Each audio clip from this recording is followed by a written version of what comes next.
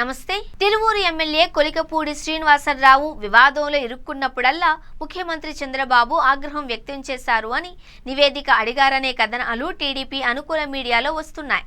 గతంలో కొలికపూడి వైఖరితో టీడీపీ నాయకుడి భార్య ఆత్మహత్యాయత్నానికి పాల్పడినట్టు పెద్ద ఎత్తున విమర్శలు వచ్చాయి.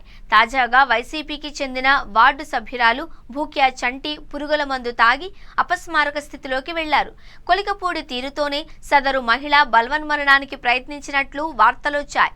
కొలికపూడి తీరుపై సీఎం చంద్రబాబు తీవ్రంగా మండిపడుతున్నారు అని, ఆయన ఏం చేశారో వెంటనే నివేదిక తెప్పించాలి అంటూ పార్టీ నాయకులను ఆదేశించడం విశేషం.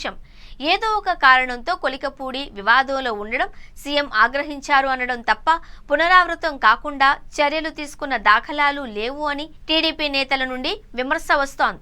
రాజకీయాలకు అతీతంగా ముఖ్యంగా మహిళలు ఆత్మహత్యాయత్నాలకు పాల్పడేలా కొలికపూడి దురుసుగా ప్రవర్తిస్తున్నారు అనే ఆరోపణలు వస్తూ ఉన్నా ప్రభుత్వం ఎందుకు అని నిమ్మకు నీరెత్తినట్టు వ్యవహరిస్తోంది అన్న చర్చకు తెరలేపింది.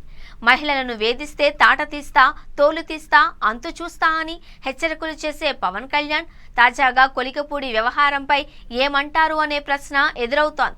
కూటమి ప్రభుత్వం కేవలం మాటలకే పరిమితం కావడంతో జనాల నుంచి వ్యతిరేకత వ్యక్తమవుతోంది.